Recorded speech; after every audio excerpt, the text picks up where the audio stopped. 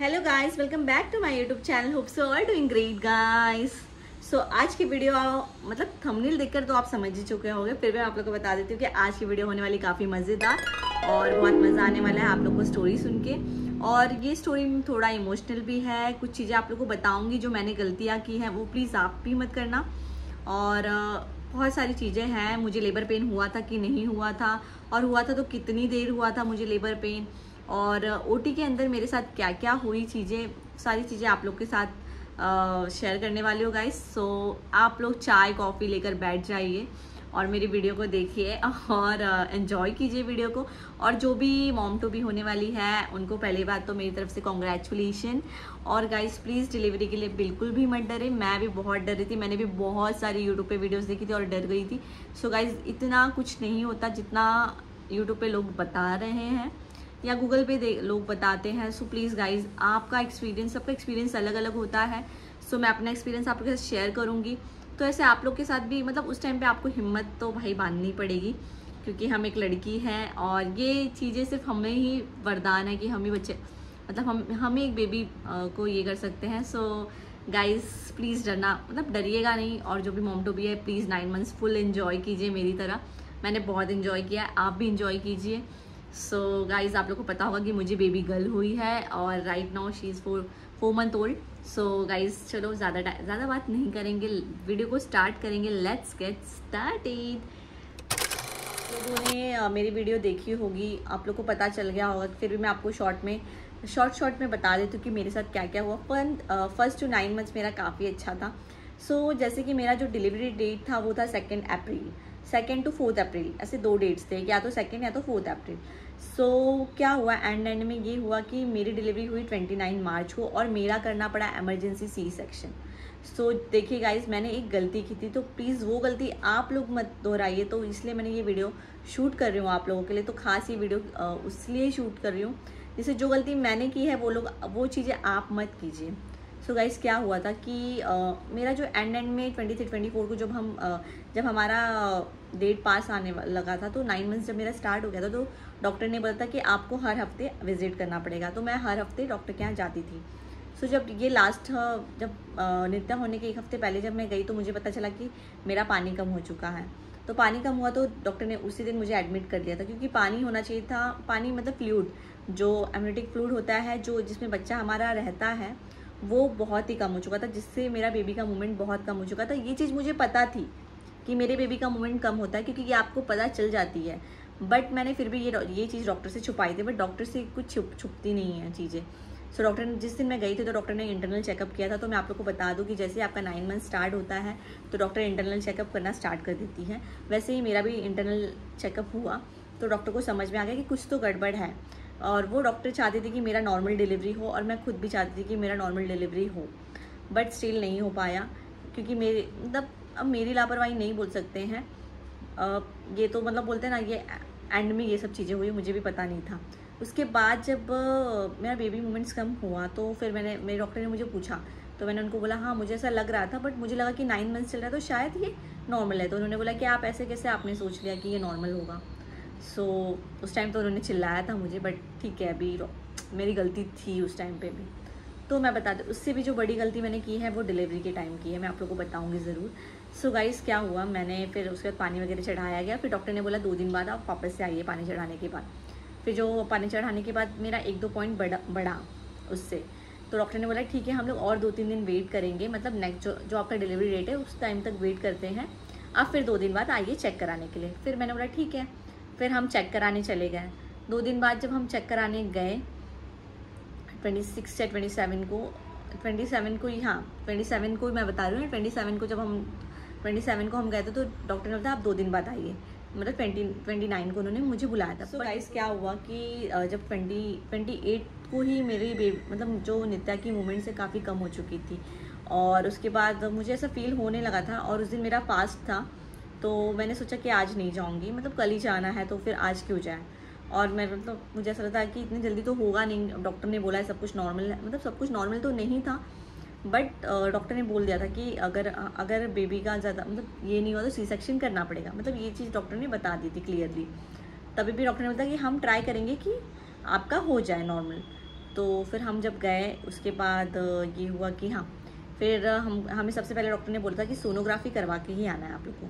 तो हम सोनोग्राफी कराने गए, तब हमें पता चला कि बेबी की हार्ट बीट काफ़ी ज़्यादा अप डाउन हो रही है और बेबी बिल्कुल मूवमेंट नहीं कर रहा है।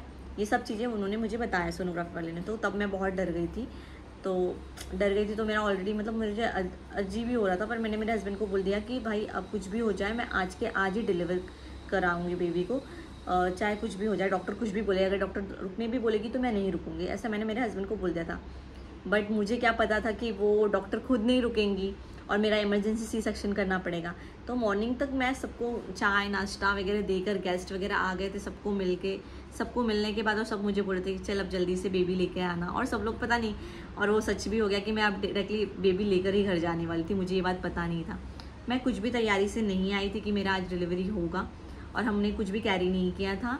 इवन हम पैसे भी कुछ कैरी नहीं किए थे। बट ये था कि हमारे पास डेबिट कार्ड, क्रेडिट कार्ड, ये सब हम हमेशा बोलते हैं ना हैंडल करते हैं। तो फिर जैसे हम गए तो मेरा आधार कार्ड, पैन कार्ड, ये सब जो भी होता है जो आपको फॉर्मेलिटीज़ के लिए लगती है, वो सारी चीज़ें तो मेरे पास हमेशा कैरी करती हूँ मैं। और आप लोग को भी कैरी करना चाहिए, क्योंकि ये चीज़ें बहुत ज़रूरी है। आपके साथ कब क्या होगा, तो कब आप हॉस्पिटलाइज होंगे, जो भी होने वाले, जो भी मतलब मॉम टू बी है, उनके लिए बोल रही हूँ, क्योंकि ये चीज़ें कैरी करना बहुत ज़रूरी है। सो मैं हमेशा कैरी करती थी।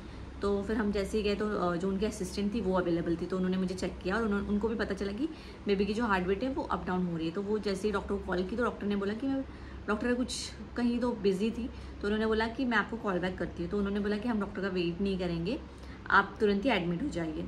तो मैंने बोला ठीक है, आप फॉर्मेलिटीज़ कीजिए, तब तक डॉक्टर आ जाएंगी, पर आप एडमिट हो जाइए, क्योंकि जो भी करना होगा प्रोसीजर हम करना स्टार्ट कर देंगे।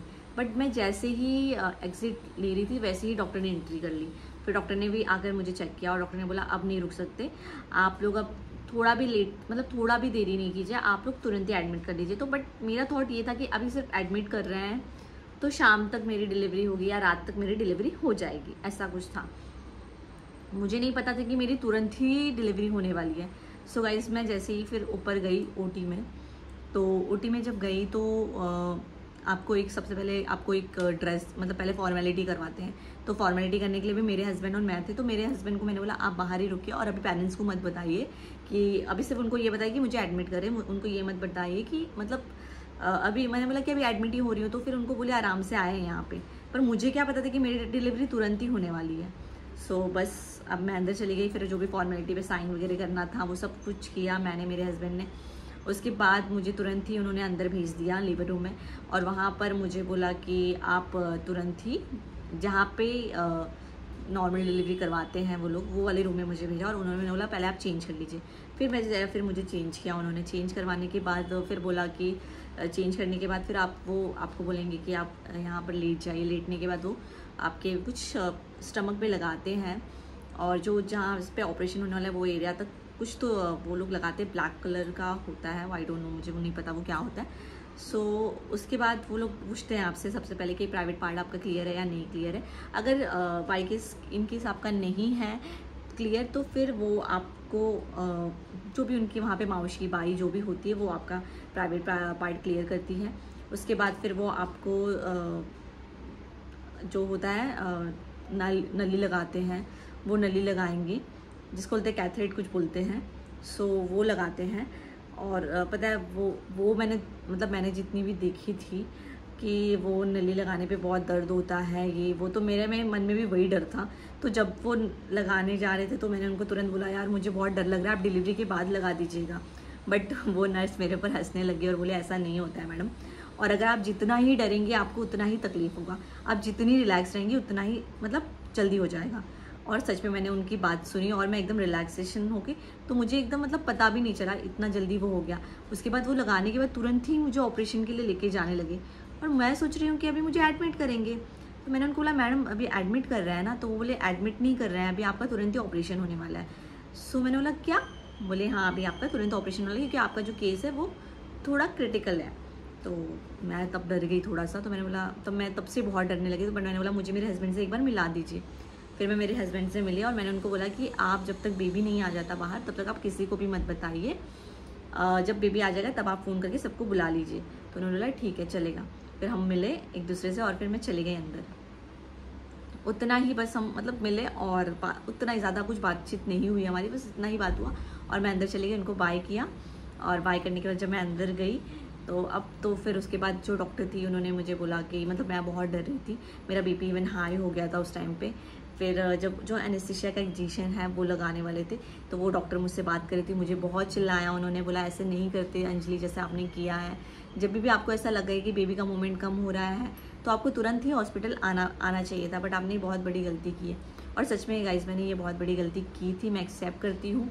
सो गाइस प्लीज़ आप लोग ऐसा गलती मत कीजिए, क्योंकि प्रेगनेंसी ये काफ़ी बोलते हैं ना आपके लिए मतलब एक अच्छा टाइम भी होता है, बट ये इसमें छोटी सी भी गलती। सो गाइस मैं आप लोग को बता रही थी कि इसमें छोटी सी भी गलती बड़ी हो जाती है, तो इसलिए गाइस आप लोग प्लीज़ ये चीज़ें याद रखिएगा। फिर क्या उसके बाद जैसे ही ये हुआ मैंने थोड़ी डांट वगैरह सुन ली और मेरी जो गायनक थी वो नीचे ही थी, अभी तक वो नीचे थी, अभी तक वो नहीं आई थी जहाँ ओटी रूम है वहाँ पे। फिर सारे लोग आ गए, सारे नर्सेज वगैरह जितनी होती। आप लोगों को बताओ सबसे अच्छी बात ये थी कि जितना मेरा जो ऑपरेशन किया था, जो मुझे डे 1 से देख रहे थे उन्होंने मेरा ऑपरेशन किया था और काफ़ी अच्छी डॉक्टर है वो, उन्होंने मेरा बहुत ज़्यादा ध्यान रखा था डे 1 से लेके डे एंड तक, जब तक मैं वहाँ से आई नहीं तब तक। और बहुत ही अच्छी थी वो भाई, बहुत पोलाइट थी और मतलब बहुत ज़्यादा ही बोलते ना हिम्मत देने वाली डॉक्टर थी, क्योंकि मैं बहुत ज़्यादा डर रही थी इस चीज़ के लिए। मेरे लिए नित्या एक बोलते ना गॉड ग्रेस है। तो मैं आपको स्टोरी भी बताऊंगी कि हाउ आई कंसीव और मुझे क्या था जिस वजह से मैंने क्या करवाया और क्या जो भी है वो स्टोरी मैं आप लोग को नेक्स्ट वीडियो में आप लोग के लिए ज़रूर लाऊंगी। सो मैंने नेचुरली कंसीव किया या मैंने क्या करवाया है मैं ज़रूर बताऊंगी आप लोग को। मैं अभी बता देती हूँ कि मैंने नेचुरली कंसीव किया है, बट मुझे कुछ प्रॉब्लम था तो उस वजह से मुझे थोड़ी दिक्कत थी, बट मैं आप लोग को बताऊंगी कि इसकी जो वीडियो है मैं वो अलग से लाऊंगी आप लोगों के लिए। सो गाइस क्या हुआ उसके बाद ही मुझे एनेस्थीसिया देने वाली थी, बट मेरा बीपी हाई हो रहा था बार बार, तो वो मुझे बोलते आप प्लीज़ नॉर्मल हो जाइए, प्लीज़ नॉर्मल हो जाइए, आप काम रहिए, ऑल इज़ वेल और सब कुछ अच्छा है, सब कुछ नॉर्मल चल रहा है। अभी कुछ सेकंड्स में आपके पास आपका बेबी आने वाला है। बट आपको पता है एक डर हो गया था, क्योंकि मतलब डॉक्टर बता दिए थे कि भाई आप मतलब इसके डाउन हो रहा है बार बार, जो उसके हार्ट बीट है डाउन हो रहे हैं। तो मैंने बोला नहीं, फिर मैंने उसके बाद शिव जी का नाम लिया और महामृत्युंजय मंत्र स्टार्ट कर दिया और मैंने उनको बोला अब आप लोग प्रोसीजर स्टार्ट कर दिया। और आपको बता दूं कि सच में तुरंत ही मेरा बीपी नॉर्मल हो गया। और उन्होंने जब मुझे एनेस्थीसिया का इंजेक्शन दिया, जैसे कि मैंने देखा था यूट्यूब पे बहुत सारी वीडियोज़ में दिखा रहे थे कि बहुत दर्द होता है, बहुत पेनफुल होता है, बट आपको पता है कुछ नहीं होता, एकदम रिलैक्स होकर आप रहिए, कुछ नहीं, आपको एकदम स्ट्रेट होने बोलेंगे, उसके बाद थोड़ा झुकने बोलेंगे और एकदम डायरेक्ट इंजेक्शन लगाएंगे। थोड़ा सा पेन लाइक जैसे चीटी, जैसे हमें कोई इंजेक्शन मिलता है तो थोड़ा सा वो होता है, वैसे ही बस उतना सा पेन होगा, बस पेन भी नहीं होगा, जस्ट आपको पता नहीं चलेगा। उसके बाद आपकी बॉडी पूरी नम हो जाती है और तुरंत ही लेटा देते हैं, तो बिल्कुल भी देरी नहीं करते, तुरंत लेटा देंगे और फिर आपको पूछेंगे आपको यहाँ पे कुछ फील हो रहा है। फिर मैं बोलूँगी मतलब फिर मुझे समझ गया कि मुझे कुछ फील ही नहीं हो रहा है, तो मुझे पता नहीं है। फिर उसके बाद ही तुरंत ही डॉक्टर्स थे उधर पे अवेलेबल थे, उन्होंने तुरंत ही ऑपरेशन किया। उसके बाद ऑपरेशन करने के बाद मतलब मेरी आंखें तो बंद थी, क्योंकि मैं महामृत्युंजय मंत्र पढ़ रही थी और आंखें बंद करके मैं बस सोच रही थी कि बस सब अच्छा हो भगवान बस। और मैंने उससे मंत्र पढ़ा क्योंकि मैंने कुछ सोचा नहीं। और डॉक्टर्स मुझसे बात कर रहे थे कि आई ओके, आपको सही लग रहा है ना, मतलब वो बातें करते हैं। एक जो डॉक्टर होती है, जो एनेस्थीसिया की डॉक्टर होती है, वो आपके पास ही होती है, वो आपसे बातें करती हैं, जैसे कि मतलब उस टाइम पे ऑपरेशन के टाइम पे भी आपको डर ना लगे। सो गाइस वो आप बातें कर रही थी और मतलब काफ़ी मतलब बोल सकते हैं कि उस टाइम पे ऐसा लग रहा था कि हाँ चलो भी। और उतने में ही कुछ सेकंड्स में ही नित्या की आवाज़ आई और उन्होंने मुझे ऐसे दिखाया और बोला बेबी गर्ल। और आई स्वेयर वो मोमेंट यार मतलब अभी भी मेरे गूज़बम्स आ गए। मतलब सच में वो टाइम काफ़ी ज़्यादा ही मतलब ब्लेसिंग, मतलब वो डे मेरे लिए ब्लेसिंग डे है। और मतलब गॉड ग्रेस कि भाई नित्या एकदम सही सलामत और अच्छे से मेरे पास आई। बट नित्या को ऑब्जर्वेशन में रखा गया था पूरे 2 घंटे के लिए, क्योंकि नित्या की हार्ट बीट बहुत ज़्यादा ड्रॉप डाउन हो रही थी, इसलिए तो ये चीज़ें नहीं बताई गई थी। बट फिर उसके आई थिंक उस टाइम तक मेरी फैमिली आ चुकी थी, मेरे सास ससुर, मम्मी डैडी नहीं आए थे, मेरे सास ससुर को बता दिया गया था, तो वो शायद पहुंच चुके थे मेरे ऑपरेशन होने तक। तो उसके बाद जैसे फिर मुझे थोड़े टाइम बाद जो भी उनका प्रोसीजर होता है वो करने के बाद मुझे मेरे रूम में लेके गए, प्राइवेट रूम लिया था हम लोगों ने। हम वहाँ पे गए, प्राइवेट रूम में गए, वहाँ पे जाने के बाद नित्या नहीं आ रही थी, सब लोग वेट कर रहे थे नित्या का। और नित्या का सभी वेट कर रहे थे, मैं भी वेट करती, सब मुझे पूछ रहे थे आपने नित्या को देखा? मैंने हाँ मैंने देखा, और जैसे ही देखा मैंने देख लिया था कि उसके पापा जैसी ही है, पूरी पापा जैसी लग रही थी। तो मैंने उस टाइम पे ही समझ गई थी कि यार ये तो पूरी पापा पे चली गई यार, 9 महीने तो मैंने इसे रखा पेट में, बट ये चली गई अपने पापा पे। ठीक है, मतलब लड़कियाँ तो पापा की फेवरेट होती है। सो बस यही था मेरा, ओटी के अंदर यही सारी चीज़ें होती है। फिर उसके बाद दो घंटे बाद नित्या आई, और जैसे ही मेरे डैडी आए वैसे ही मेरी नित्या भी आई, और फिर मैंने मेरे डैडी को देखकर भी खुश हो गई और नित्या को भी देखकर खुश हो गई। सो यही था। और उसके बाद फिर आपको 3 दिन किसी के यहाँ 3 दिन रखते हैं हॉस्पिटल, किसी के यहाँ 5 दिन रखते हैं। सो मुझे 5 दिन रखा था हॉस्पिटल में। फिर जो प्रॉब्लम्स हुई, फिर यही था कि मतलब आपको कुछ घंटे तक, शायद 12 घंटे तक पानी नहीं दिया जाता है, फिर पानी नहीं दिया गया था। उसके बाद फिर पानी वगैरह दिया गया, फिर नित्या भी आगे, सब लोग नित्या से मिले। नित्या एकदम अच्छे से थी, एकदम सही सलामत थी। बट आपको पता है एक चीज़ का बहुत तकलीफ़ होता है, बहुत दुख होता है। आपको पता है 3 दिन आप अपने बच्चे से दूर रहते हैं, वो जो तकलीफ़ होता है वो काफ़ी ज़्यादा, मतलब बहुत ज़्यादा बोलते हैं ना, मतलब मेरे लिए तो काफ़ी ज़्यादा तकलीफ़ था वो दिन, वो टाइम। मतलब मैं खुश थी, बहुत खुश थी, मेरा ख्याल सब लोग रख रहे थे, बट कहीं ना ये तकलीफ़ हो रहा था कि मैं मेरी नित्या के पास नहीं हूँ। और नित्या मतलब आपके बच्चे को आप ले नहीं पाओगे अच्छे से, फीड नहीं करा पाओगे 3 दिन तक। तो जैसे ही तीसरा दिन हुआ वैसे ही मैंने नित्या को अच्छे से लिया, फीड कराया। मतलब नित्या आती थी थोड़े टाइम के लिए मेरे पास आती थी, बट उस टाइम पे मतलब ट्रिप लगा होता था, इतने इंजेक्शन, इतना ये सब चीज़ें। और पता है आपको उसके बाद जो पेन होता है ना, ऑपरेशन के बाद कुछ टाइम बाद बहुत पेन होता है। ये है कि आपको पेन किलर्स दिया जाता है, बट आपका जो एक पेन होता है ना वो होता ही है। तो कोई ये मत बोले कि सी सेक्शन बहुत नॉर्मल है, बहुत ईजीएस्ट है, ऐसा कुछ नहीं है। जितना नॉर्मल डिलीवरी में पेन है उतना ही सी सेक्शन में। इवन सी सेक्शन में आफ्टर भी होता है। आपको पता है 3 दिन के बाद तीसरे दिन जो हम लोग को वॉक कराया जाता है, वो वॉक इतना पेनफुल होता है, एकदम ऐसे लगता है करंट लग रहा है। जैसे आप ज़मीन पे पैर रखते हैं ना, ऐसा लगता है करंट लग रहा है। और सच में यार, मतलब वो उसके बाद वॉशरूम जाने में इतनी दिक्कत होती है कि क्या ही बताऊँ मैं आप लोगों को।